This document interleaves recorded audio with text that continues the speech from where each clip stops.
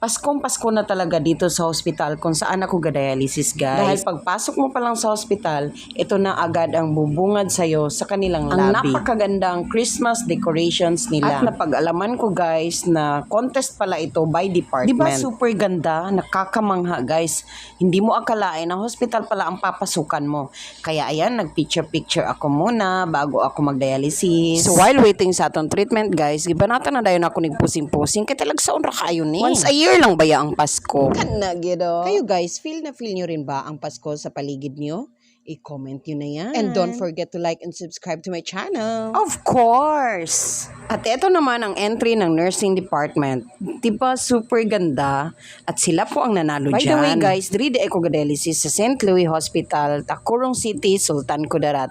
The care you deserve, nothing but the best. Of course! Kumana to pusing-pusing guys, gitawag na ko for treatment sa mag-start na ta sa atong dialysis. Sabi nila ang pagod na iibsan. Pero iba ang pagod ng kaluluwa. Ang pagod ng katawan ay nadadaan sa pahinga. Pero ang pagod ng kaluluwa, di mo alam saan hahanapin ang pahinga. Madaling sabihin na laban lang. Pero sa bawat araw na dumadaan, sa bawat sakit ng katawan, sa bawat problema ko sa paghahanap ng pambili ng gamot, sa bawat oras na nakikipaglaban ako kay kamatayan, unti-unting nauubos ang bawat pag-asa.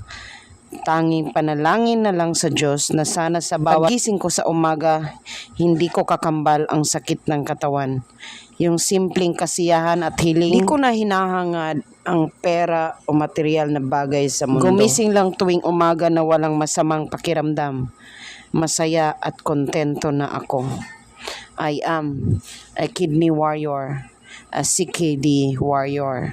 This is my CKD battle. Lagi ko talagang pinagdarasal na maging successful palagi ang aking treatment. Na sana palaging maganda ang aking pakiramdam. Yun lang talaga ang pinanghahawakan ko. Ang maging positibo sa buhay. Maging positibo sa lahat ng bagay. At malakas na pananampalataya. Naniniwala akong malalampasan ko lahat ng mga pagsubok sa buhay. Kaya guys, alagaan yung mabuti ang inyong mga sarili. Be healthy, live healthy, and keep healthy. Sunod na sa see you again next time.